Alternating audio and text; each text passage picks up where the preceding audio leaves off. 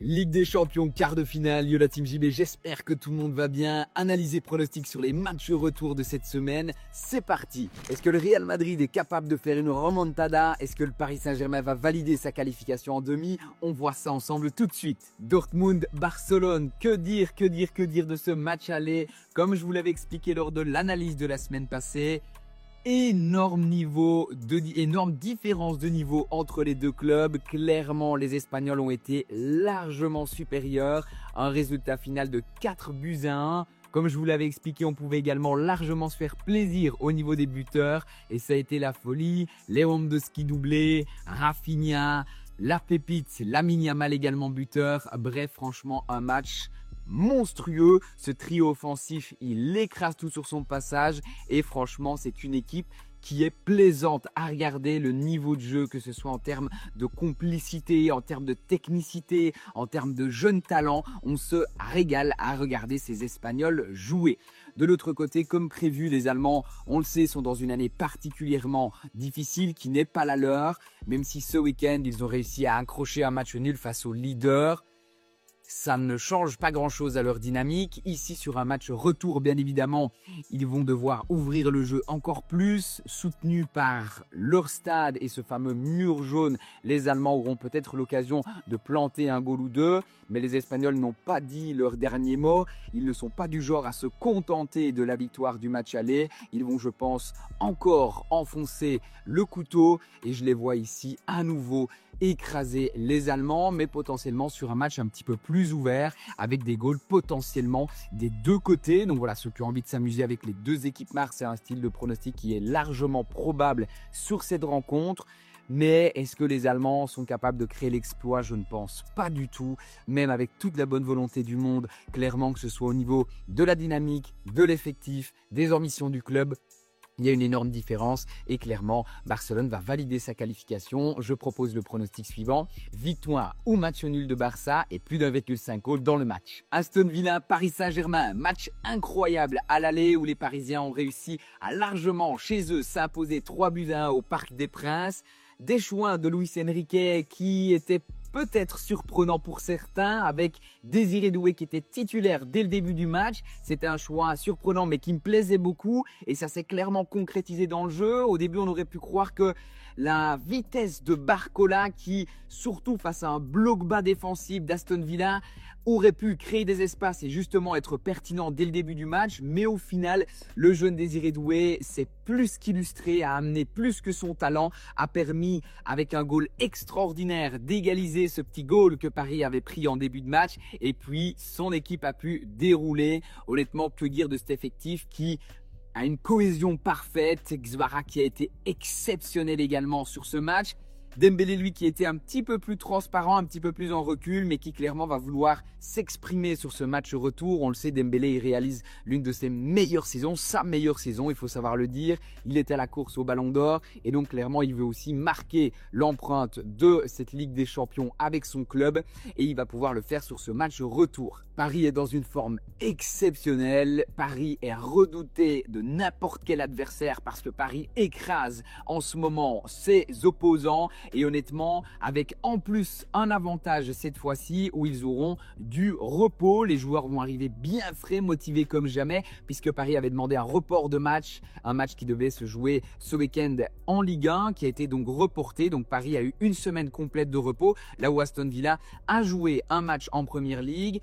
Heureusement pour eux, ils ont pu se rassurer avec une belle victoire, 3-0. Donc ils vont arriver avec une petite confiance retrouvée, mais avec un petit peu de fatigue accumulée que les Parisiens, eux, n'auront pas.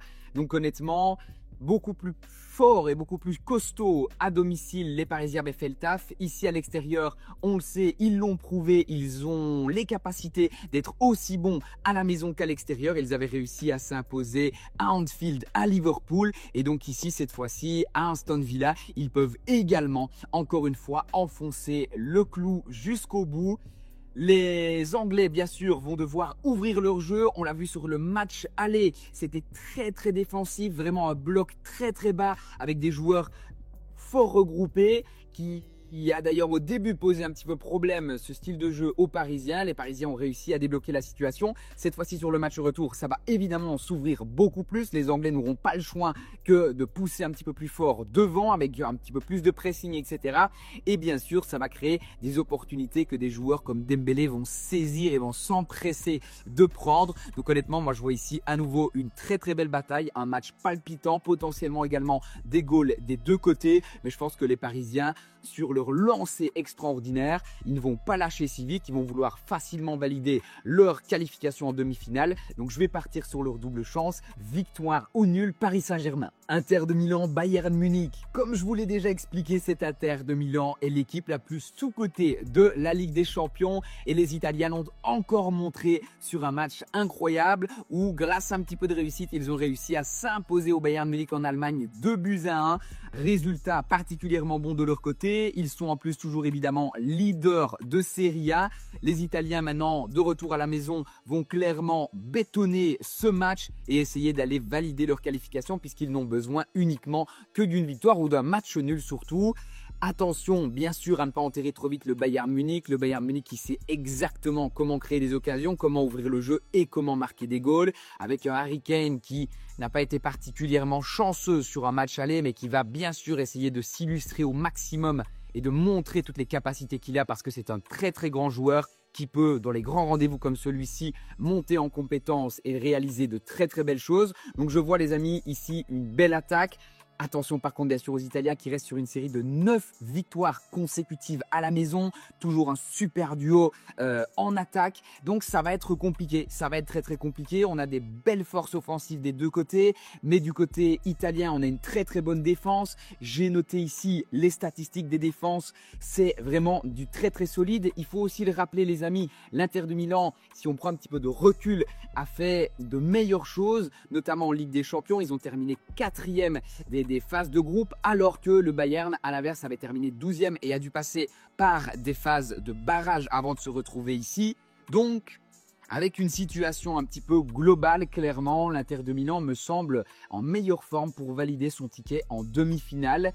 Mais on risque quand même d'avoir une très belle bataille parce que, comme je vous le disais, il ne faut pas sous-estimer les Allemands qui voudront tout donner et qui savent exactement comment marquer des goals. Je vois donc ici un match ouvert. Malgré des bonnes défenses, il y aura des goals. C'est le pronostic que je propose. Les deux équipes marquent. Real Madrid, Arsenal. Incroyable performance des Anglais sur un match aller 3-0 avec un doublé de Rice sur coup franc. C'est tout simplement magique les amis ce qu'on a vécu la semaine passée et j'espère que cette semaine sera tout aussi palpitante et magique que la semaine précédente. Honnêtement, c'est incroyable. Le doublé de Rice sur coup franc, c'est son premier doublé. Ce sont également ses premiers buts sur phase arrêtée sur coup franc en Ligue des Champions face au club le plus titré d'Europe.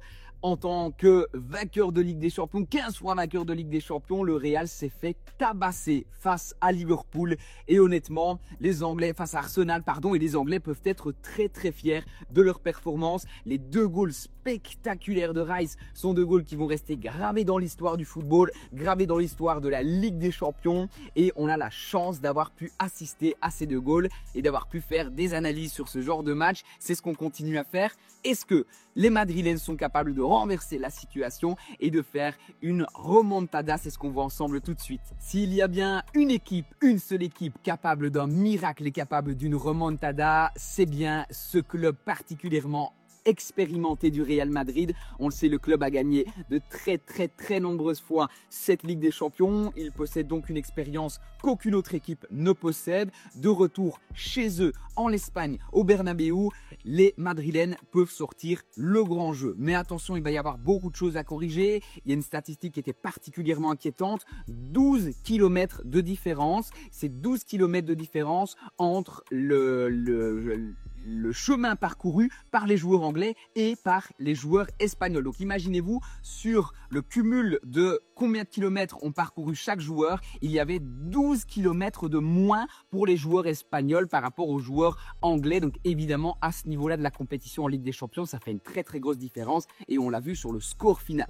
On a aussi des choix de l'entraîneur d'Ancelotti qui sont particulièrement inquiétants, qui font vraiment peur. On l'a vu, aligner les 4 fantastiques, Vini, Mbappé, Rodri, Rodrigo et Bellingham, ensemble, ça ne marche pas. Je ne sais pas ce qu'Ancelotti attend pour changer ça. Les choix, clairement, ici, sur cette rencontre, ils vont être particulièrement importants et décisifs. J'espère qu'il y aura des choix tactiques qui vont être intéressants du côté espagnol, parce qu'il est clairement temps de faire quelque chose. Les talents individuels, évidemment, sont monstrueux. Vinicius, Rodrigo, Mbappé, évidemment, sont des joueurs extraordinaires qui peuvent, à eux seuls, complètement lancer et réaliser une remontada. Mais il va falloir y amener du cœur, y amener du talent, y amener de la passion, y amener tout le travail qu'on a pu réaliser, parce que clairement, si on regarde le dernier match des Espagnols ce week-end, ça n'était vraiment pas la folie. Une toute petite victoire contre Alaves, 1-0, avec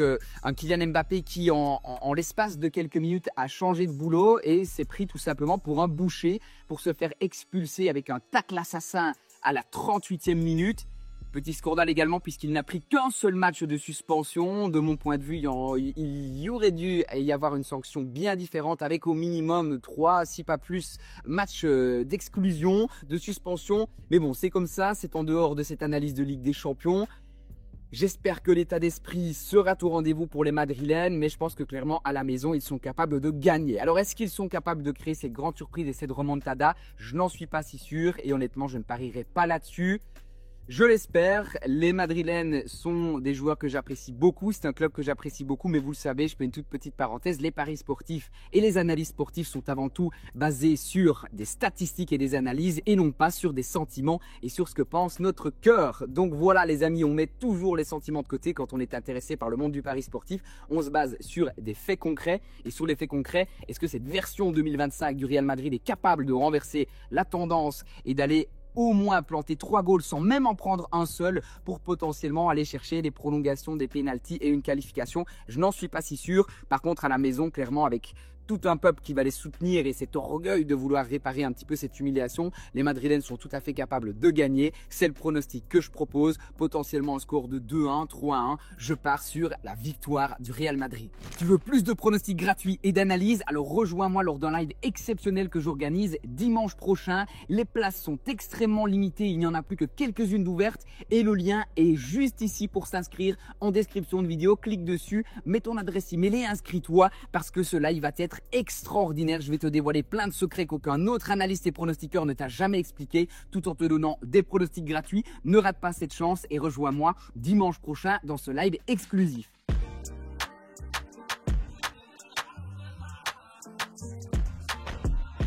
Attends, en bonus, une toute petite pièce sur la qualification du Real Madrid, c'est quand même très tentant. Bonne chance à tous.